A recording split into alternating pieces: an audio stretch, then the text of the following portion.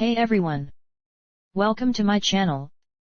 Today, we're going to be talking about hemodynamics, the study of blood flow and pressure in the cardiovascular system.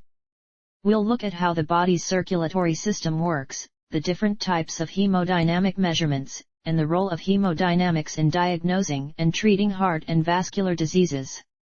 First, let's talk about the structure of the cardiovascular system. The heart is the main organ responsible for pumping blood around the body. It acts like a pump and is made up of 4 chambers, 2 atria and 2 ventricles that work together to circulate blood through the body.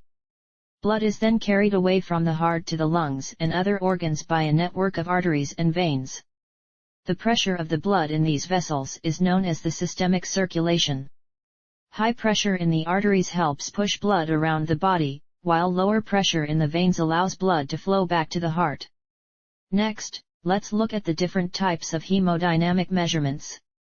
These include measurements of the pressure and flow of blood in the arteries and veins, as well as measurements of the oxygen levels in the blood. These measurements help doctors diagnose and treat cardiovascular diseases. Finally, let's look at the role of hemodynamics in diagnosing and treating heart and vascular diseases.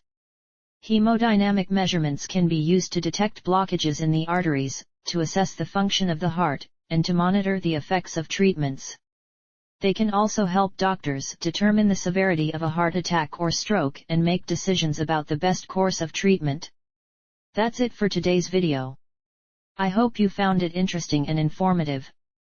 Thanks for watching.